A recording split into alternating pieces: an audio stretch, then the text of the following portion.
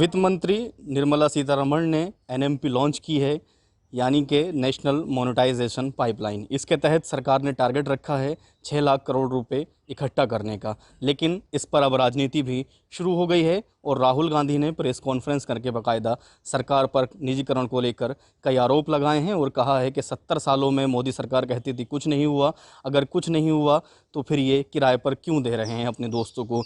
ये राहुल गांधी के आरोप हैं। लेकिन प्राइवेटाइजेशन को लेकर आम इंसान क्या सोचता है, उन लोगों से बात करेंगे, सोसाइटी में रहने वाले लोगों से, वो क्या सोचते हैं निजीकरण के बारे में, सरकार ऐसा क्यों कर रही है, उनकी क्या राय है। कुछ लोग मेरे साथ मौजूद हैं, सीधा उन्हीं से बात करेंगे, जानेंगे, समझेंगे क्या सोचते हैं। सर, निजीकरण सरकार की मजबूरी या ज़रूरी? ये स्थितियों पर निर्भर करता है। आपका जो प्रश्न है,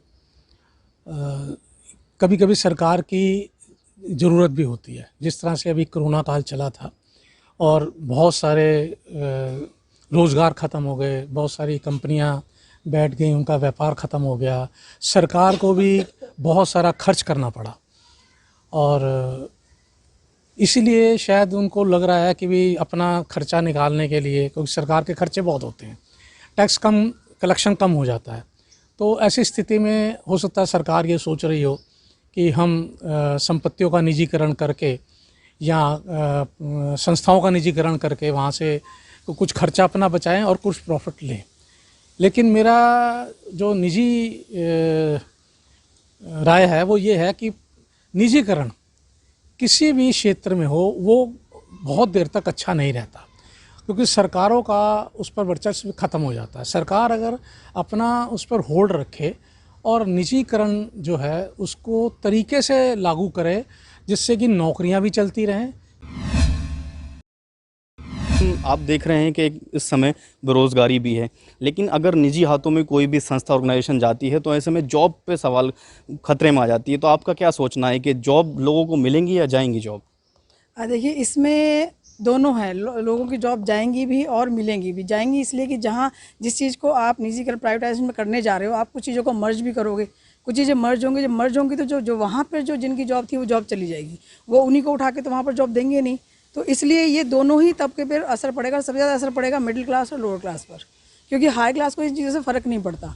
और दूसरी चीज़ है कि प्राइवेटाइजेशन से हम लोग, जहाँ तक मेरी अपनी निजी सलाह, निजी वो है, सोच ये है कि हम एक तरह से गुलामी की तरफ बढ़ रहे हैं। क्यों बढ़ रहे हैं? क्योंकि वो अपनी मर्जी चलाते हैं। या तो सरकार को ये करना चाहिए कि उनके अंडर कुछ होना चाहिए कि वो अपने हिसाब से, भाई हम अगर आपको कोई काम दे रहे हैं तो आप हमारी नीतियों पे चलोगे। उनकी नीतियाँ नहीं होती, वो खुद की अपनी नीतियाँ हो जाती है। जैसे कि हमारे स्कूलों का है, हमारे हॉस्पिटल्स का है। अब एक ज़िले में सिर्फ एक ही सरकारी अस्पताल होता है और प्राइवेट होते कम से कम 10-12। लेकिन जो गरीब आदमी जाता है सरकारी में तो जगह नहीं मिलती है, वो भागता है प्राइवेट की तरफ जाता है, तो इतने पैसे होते नहीं हैं। फ़ीस इतनी हायर होती है कि वो नहीं दे पाता, डॉक्टर की फ़ीस तक नहीं दे पाता, और दवाइयाँ तो फिर भूल ही जाओ।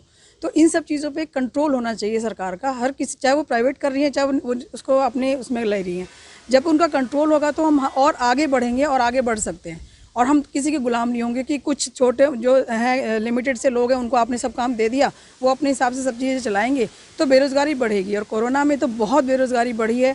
बहुत से जो छोटे छोटे स्कूल्स वगैरह थे जो सब बंद हो चुके हैं।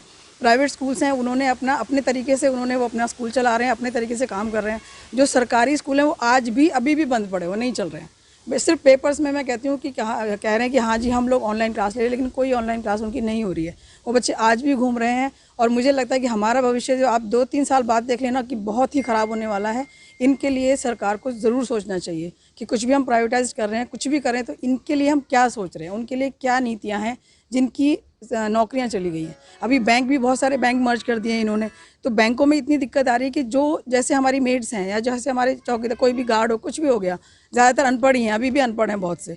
उनको ये दिक्कत हो रही है कि जब वो अपना बैंक का नंबर डालते हैं, उसमें अपने आधार वो डालते हैं, तो उनका कहीं और ही अकाउंट मिलता है कि जब मैं इसको कैसे करूँ। उनको समझाने में बड़ी दिक्कत कि भाई इतनी दूर मैं कैसे जाऊँगा, क्या करूँगा। तो वो चीज़ करने से पहले उनके बारे में सोचना चाहिए कि हम जिस एरिया से अगर हम किसी बैंक को मर्ज कर रहे हैं, कुछ कर रहे हैं, तो उसको हम उनको कैसे सुविधा दे सकते हैं, उनकी हम कैसे मदद कर सकते हैं। ये सब चीज़ें सरकार को भी सोचनी चाहिए। और जो भी ये लोग कर रहे हैं, जो भी इसमें हाथ डाल रहे हैं, जो भी बिजनेसमैन हो, कोई भी हो, उनको भी इसके बारे में सोचना चाहिए। सरकार जो प्राइवेटाइजेशन कर रही है तो उसके ऊपर हम आज अधिवक्ताओं से भी पूछेंगे उनकी राय क्या है। सर आप ये बताइए, जो सरकार ने प्राइवेटाइजेशन करने का जो फैसला लिया है कि वो रेलवे को, एयरपोर्ट्स को, कोयला खदानों को जो है प्राइवेट कंपनियों के हाथों में देकर 6 लाख करोड़ रुपए कमाएगी, तो उससे आपको क्या लगता है, ये देश हित में है? क्या इससे लोगों को रोज़गार मिलेगा? सरकार इसके बारे में अपनी नीति स्पष्ट करे कि सरकार क्यों बेच रही है। जब तक सरकार इसका नहीं बताएगी तब तक लोग वक्त भ्रम में रहेंगे। इससे क्या विकास होगा, क्या विकास नहीं होगा, कुछ नहीं कह सकते इसके बारे में। सरकार का कहना ये है कि वो 6 लाख करोड़ रुपए लेकर के आएगी इन सरकारी कंपनियों को निजी हाथों में दे करके। तो आपको क्या लगता है कि 6 लाख करोड़ रुपए जो आएगा वो देश हित में होगा? देश हित में नहीं होगा, बल्कि प्राइवेटाइजेशन होने से जो आदमी नौकरी जो करेंगे उनका शोषण, प्राइवेट कंपनियां शोषण करेंगी, वो अपने आधार पर चलाएंगे। उनकी नौकरी की कोई गारंटी नहीं है, कब किसी को हटा दिया जाए, कब किसी को निकाल दिया जाए। जो आज की कंपनियां जो काम कर रही हैं, जिस तरह से नौकरियां दे रही हैं, उस तरह से नौकरियां साथ साथ छीन भी रही हैं। लोग बाग टेंशन में हैं, इससे बीमारियां लोगों की बढ़ेंगी और बल्कि इससे अस्पताल पैसा कमाएंगे। आज टेंशन की वो जो प्रॉब्लम है वो इतनी ज़्यादा प्रॉब्लम हो रही है कि लोग बाग डिप्रेशन में जा रहे हैं। अगर सरकार को इस आंकड़े की तरफ भी देखना चाहिए कि हम प्राइवेटाइजेशन करने के बाद में लोगों की स्वास्थ्य पर क्या असर पड़ेगा। और जो हम देख रहे हैं आज की तारीख में, लोगों को स्वास्थ्य मेंटली डिप्रेशन है, मेन डिप्रेशन है। इससे इफेक्ट ये है कि लोग डिप्रेशन में आने से घर को नहीं चला पा रहे, लोग कितने तलाक, कोर्ट में कितने तलाक हो रहे हैं, सिर्फ इस वजह से हो रहे हैं कि लोग बस अपने आप में स्वस्थ भी नहीं है और लोगों का माइंड भी लोगों को खराब हो रहा है। रात 8-8 बजे 9 बजे तक काम करते हैं प्राइवेट आदमी और उससे आकर के घर को संभाल नहीं पाते, इसलिए तलाक तक की नौबतें आ रही है इस बार। तो सरकारी चीज़ों का जब प्राइवेटाइजेशन होता है तो कुछ चीज़ें ऐसी बेहतर भी होती है। तो आपको क्या लगता है कि लोगों को जो है रोज़गार मिलने में इससे मदद होगी? क्योंकि सरकार का कहना ये है प्राइवेट कंपनियां जब निवेश करेंगी देश के अंदर तो जो रोज़गार के जो नए अवसर हैं वो पैदा होंगे देश में। अवसर तो पहले भी वही थे, जिस चीज़ को बेच रहे हो आप, वो अवसर तो पहले भी थे उन आदमियों के लिए। बेचने के बाद ये थोड़ी कि अवसर आदमी और बढ़ जाएंगे, उसमें और आदमी खप जाएंगे, ऐसा कुछ नहीं है। वो तो रेलवे, अगर रेलवे को बेच रहे हैं, रेलवे में लोग पहले भी काम कर रहे थे, सरकारी नौकरी थी उनके पास, अब वो प्राइवेट आदमियों के हाथ में चली जाएंगी, नौकरियाँ चली जाएंगी। रेलवे को अपने तरीके से चलाएंगे, टैक्स बढ़ेंगे, किराया बढ़ेगा, फ़ायदा क्या होना? आम पब्लिक को कोई फ़ायदा नहीं होने वाला। सरकार इस बारे में अपनी नीति स्पष्ट करे, कैसे फ़ायदा होगा। सरकार अपनी नीति स्पष्ट तो कर नहीं रही कहीं भी कि भाई कैसे फ़ायदा होगा, बताए। वो पब्लिक को कॉन्फिडेंस मिले कि भाई इस तरह से फ़ायदा होगा, बताए।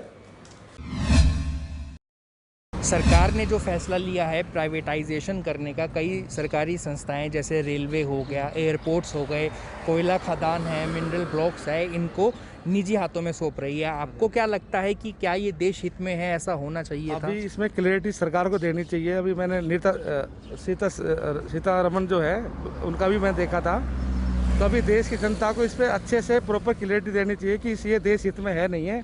अभी इसमें एक बीच में गैप लग रहा है, जो सारी देश की जनता ये सोच रही है कि भाई एक साथ इतना बड़ा डिसीजन, आज़ाद भारत के बाद पहली बार ऐसा हो रहा है कि इतना बड़ा इन्होंने जो डिसीजन लिया है, ऑलमोस्ट सभी जो मेन चीज़ है वो सारी इन्होंने डिमोनेटाइजेशन के उसमें ले ली है।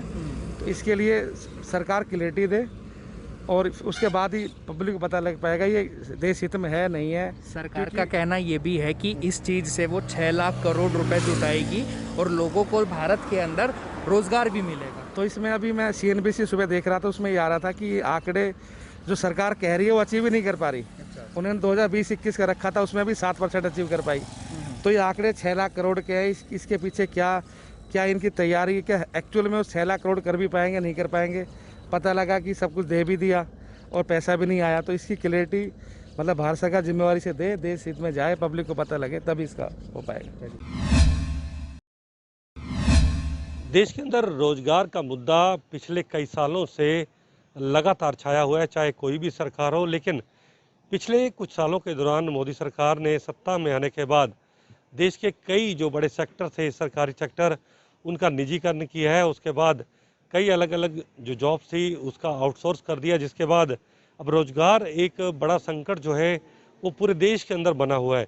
लेकिन क्या सरकारी कंपनियों का या जो सरकारी विभाग है उनका जो निजीकरण है वो फैसला सही है या गलत है, उसको लेकर आज हम चंडीगढ़ के अंदर हैं। यहाँ पर हमारे साथ कांग्रेस और कुछ आम लोग भी हैं, उनसे हम बातचीत करेंगे कि क्या मोदी सरकार या फैसला देश हित के अंदर है, लोग क्या सोचते हैं, उसके बारे में बातचीत करेंगे। सबसे पहले सुभाष चावला जी हमारे साथ हैं। सर, लगातार हम देख रहे हैं कि चाहे वो एयरपोर्ट्स हों, चाहे अलग अलग स्मारकें हों या और चीज़ें हों, रेलवे का कई जगह पे निजीकरण किया गया, एयरपोर्ट्स का निजीकरण किया जा रहा है।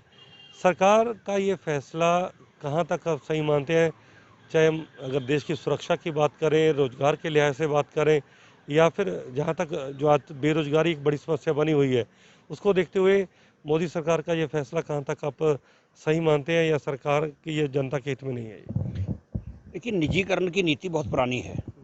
ये देश में आज से नहीं 30-40 साल से निजीकरण के प्रक्रिया चलती है, लेकिन उन संस्थानों का निजीकरण किया जाता था जो बहुत घाटे में जा रहे हैं, जिनसे लगता था कि अब इतना घाटा हो गया, इनको चलाना बहुत मुश्किल है, जनता के ऊपर भार पड़ रहा है, तो उसको निजीकरण करके सरकार ये फैसला करती थी इनको दे दिया जाए। लेकिन मोदी जी ने उस निजीकरण की नीति का बेवजह जो होता है ना, जिसका इस्तेमाल गलत करना, वो शुरू कर दिया।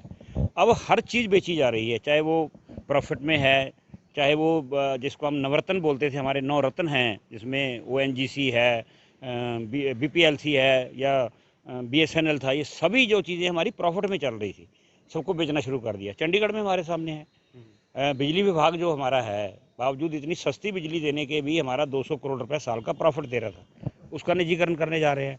और 4-5 हज़ार करोड़ के हमारे एसेट हैं जो पिछले 40 साल में हमने इसके बिजली के यहाँ खड़े किए हैं, उसको दे दिया 800 करोड़ रुपए में। ये जो नीति इस तरह की बना ली है कि अपने 4 पूंजीपतियों का ही फायदा करना है। आज एयरपोर्ट देख लें, हर एयरपोर्ट पे जाएं तो अदानी एयरपोर्ट, अबानी एयरपोर्ट, हर बड़ी चीज़ को 4 आदमियों के हाथों में दिया जा रहा है और सारी प्रॉफिट वाली। तो ये तो एक वो चीज़ याद आती है कि जब भारत गुलाम हुआ था तो अंग्रेज़ एक ईस्ट इंडिया कंपनी लेके आए थे, धीरे धीरे उन्होंने यही सरकारी संस्थानों पे कब्जा किया और धीरे धीरे हमारा देश गुलाम कर लिया। आज भी मैं समझता हूँ वो प्रक्रिया मोदी जी ने चलाई हुई है देश में, कि देश को आर्थिक तौर पर गुलाम कैसे करना है। ये मैं ये नीति को यहाँ तक कहना चाहूँगा। बिल्कुल, आपके पास आएंगे। बड़े सवाल खड़े हो रहे हैं कि ईस्ट इंडिया कंपनी आज मोदी सरकार के रूप में काम कर रही है, सरकारी कंपनियों को निजी हाथों में बेचा जा रहा है, LIC को भी उसके भी शेयर बेच दिए गए। क्या आपको लगता है कि सरकार के ऊपर बोझ लगातार बढ़ रहा है, सरकार इनको झेल नहीं पा रही, नियंत्रण सही तरह से नहीं रख पा रही? कारण क्या मानते हैं कि निजीकरण की इतनी जरूरत आन पड़ी है कि हर विभाग के अंदर अब एक विकल्प ढूंढा जा रहा है कि इसका निजीकरण कर दिया जाए?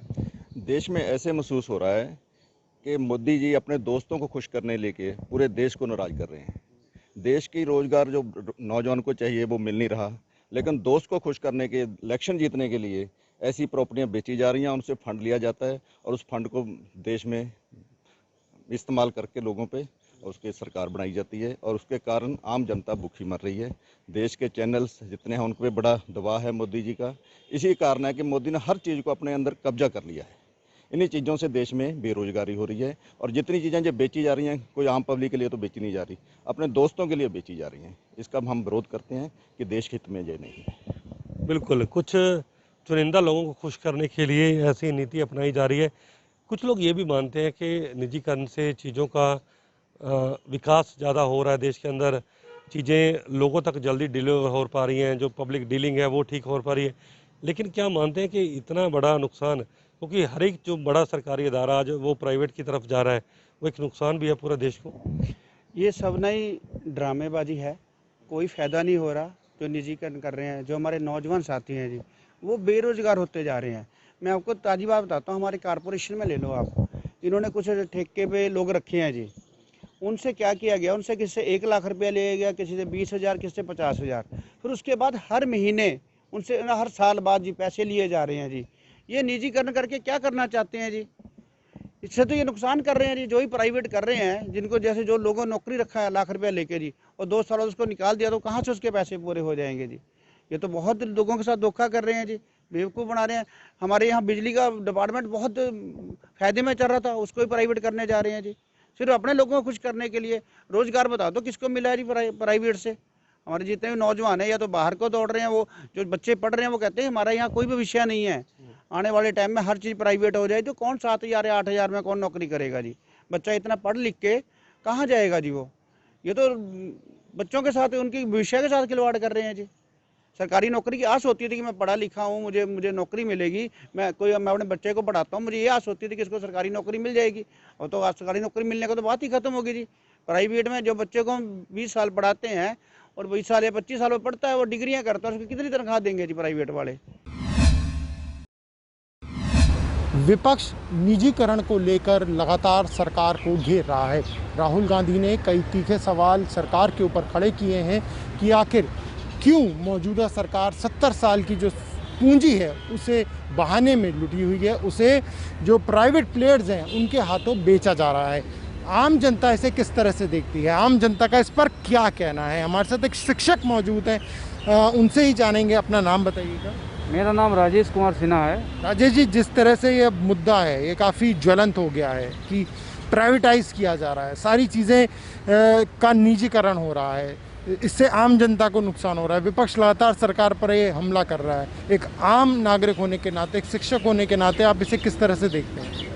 मैं इसे दोनों पहलुओं में देखता हूँ।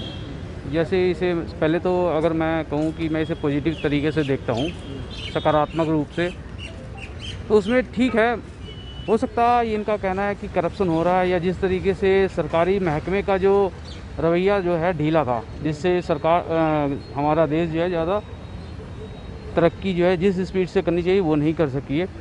तो प्राइवेटाइज करना ये वक्त की मांग है। मगर मैं चाहता हूँ कि इसका नेगेटिव पार्ट भी है, जो ये है कि अब सरकारी महकमे में क्या होता है, इंसान जो है उसको एक तरह से निश्चिंत हो जाता है कि उसकी जो है नौकरी रोजी रोटी जो है सुरक्षित है, और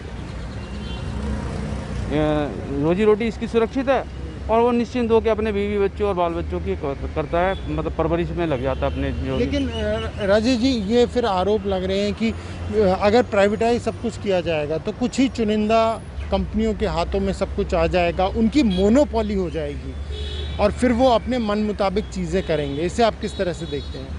हाँ, इसमें भी कोई दो राय नहीं है, इसमें भी हो भी सकता है ऐसा, मगर सरकार को और विपक्ष को कोई ऐसा रास्ता निकालना चाहिए कि हम जो है इसे ट्रांसपेरेंट तरीके से हम, जैसे कि मान लीजिए आप कोई काम आपको सौंपा जाता है, आप उसको सही तरीके से नहीं करते हैं तो कहा जाएगा जी आपसे ये काम नहीं हो रहा, आप इसको दे देते हैं। अगर इसको देते तो क्या इसकी गारंटी है कि ये काम जो है, ये बंदा जो है, ये कंपनी जो है ठीक तरीके से करेगी।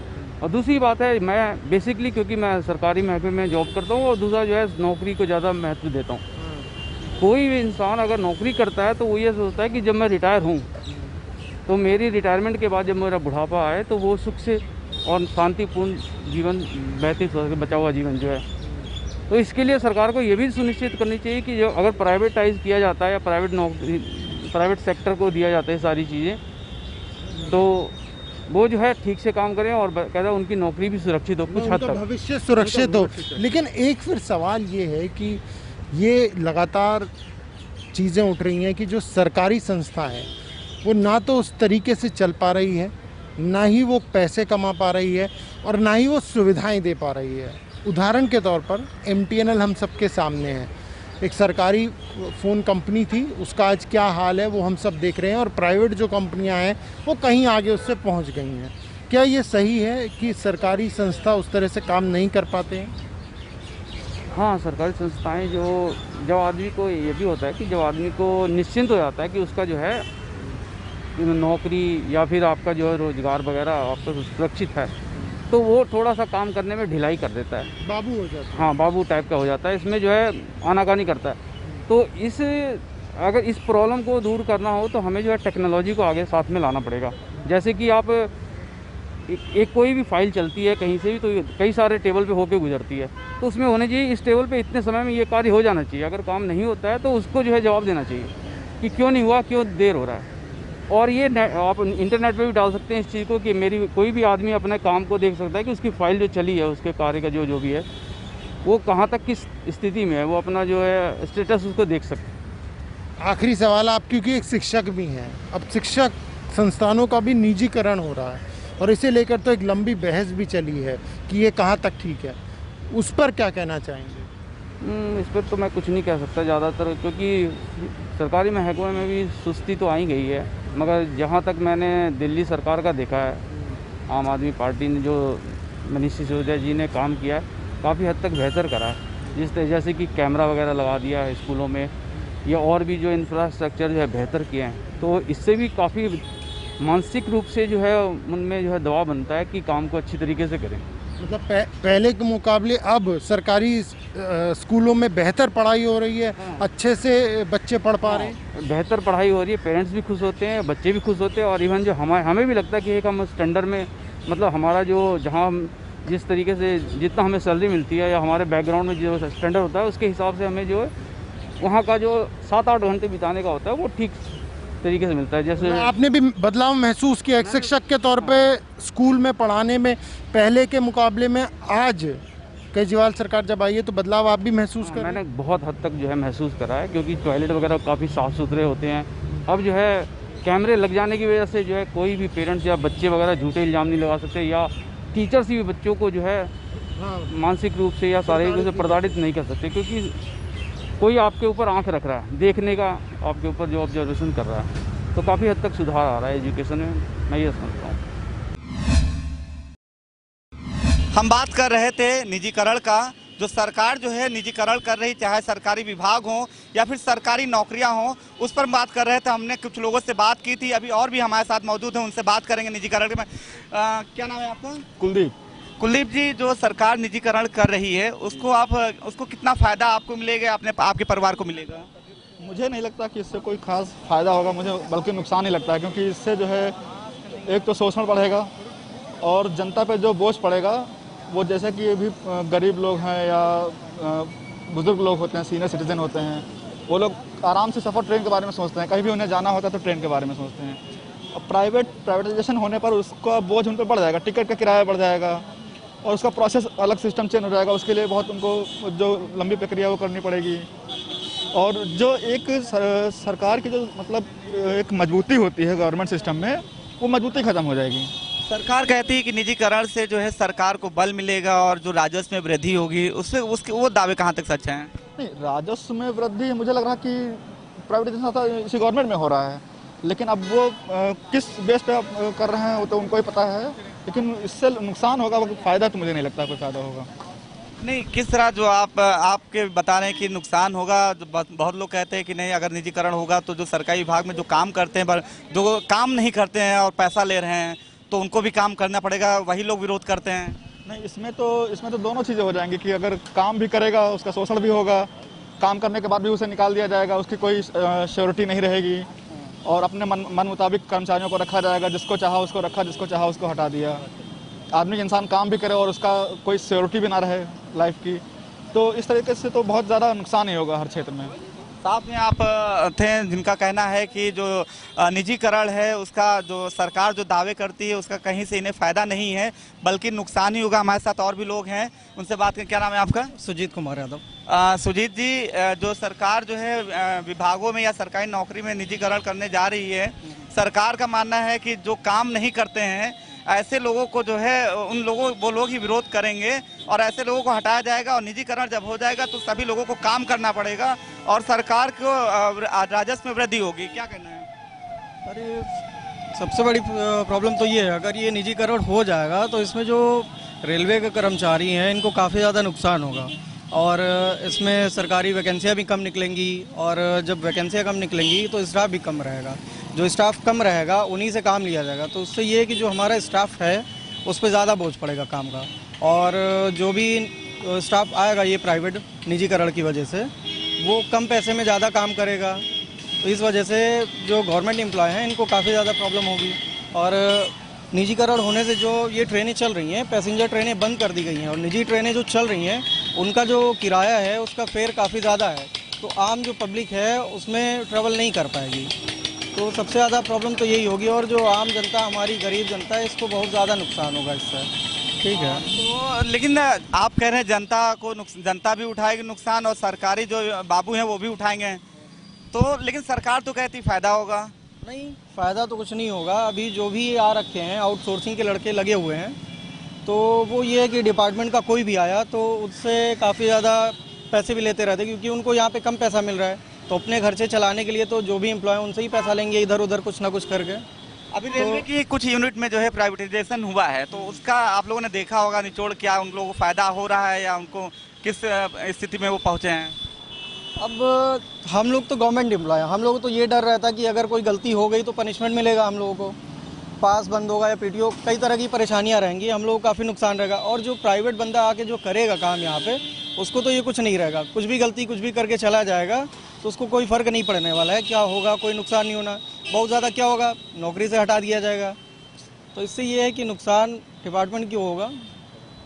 देखिए, बहुत बड़ी बात इन्होंने कही कि एक सरकारी जो कर्मचारी है उसकी जिम्मेदारी होती है, एक जवाबदेही तय होती है। अगर उससे कोई गलती होती है तो उसको डर रखता है कि उसके जो डीएपीए और तमाम तरह की जो सरकारी सुविधाएं हैं उसको बंद कर दिया जाएगा। लेकिन जो निजीकरण हो जाएगा, जो आउटसोर्स के लोग आएंगे, अगर वो गलती कर देगा तो उसकी सिर्फ नौकरी ही जा सकती है, लेकिन उसकी गलती की सज़ा कितने लोगों को मिलेगी, वो एक बड़ी बात है।